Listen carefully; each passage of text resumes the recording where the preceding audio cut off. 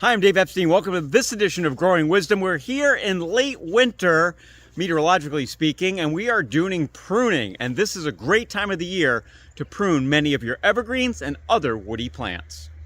I've been working on this cedar here for the past day, and you can see the structure. It's nice and tight at this point, and we're in the latter half of winter. And I consider late winter, late February, early March. And I don't like to prune these things in December or January because then they get opened up for what can be pretty cold weather. But this time of the year, I have found that, yes, I could see a little bit of damage at the tips, but in general, these really hardy plants like this can be pruned this time of the year. Tools are really important. So we've got this pole saw here I've been using for the higher branches on that cedar. And we also have some smaller saws and a couple of Felco clippers or a Felco clipper. And that works well to prune as well. Having your tools sharp and clean is really critical when you're doing this winter, or for that matter, any type of pruning. One of the other plants I pruned was my corylus, sometimes known as Harry Lauder's walking stick. Let's go over to it and see what we've done here. Late winter, again, before the buds have kind of begun to open up, and you want to make your cuts nice and sharp and at an angle. You can see here I've left some of these smaller branches. They'll leaf out. This thing is so forgiving, you almost can't go wrong. I took out a major branch right there because it was growing into that particular evergreen. And down low, I will need to remove some of the suckers that have come up. I cut them back enough because I don't want them to leaf out just in case I forget. But I couldn't get down any lower because of the snow and the frozen ground. But nevertheless, this is a good time of the year to prune these particular plants. They're not drawing any sap yet, so that's also a good thing. I want to take out that really tall branch right there. That, right?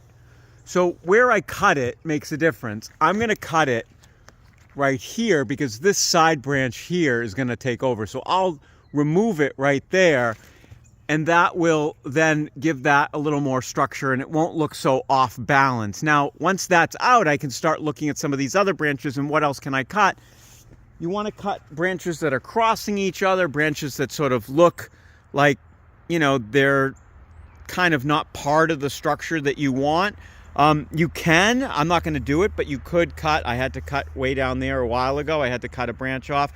There is that damaged branch there, so I'll look at that. What would happen if I took that out? Can I take that out? And I might go all the way down to the base and just cut that out. That might be a way to open that up a little bit. Winter's a really forgiving time to do this, and also it lets the spring growth take over so that things fill in really nicely.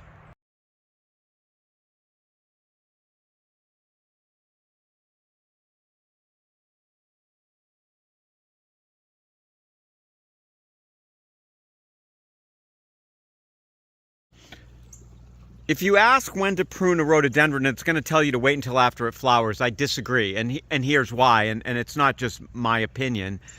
If you prune it in late winter, yes, I'm going to cut off all those flower buds, but I'm going to use the energy that the plant has, that it's going to flower, in order to produce new buds and new growth, and it's just much healthier. So you can wait till after it flowers, but I have found it generally looks better if you prune these things in late winter. So it's a good chance to do that.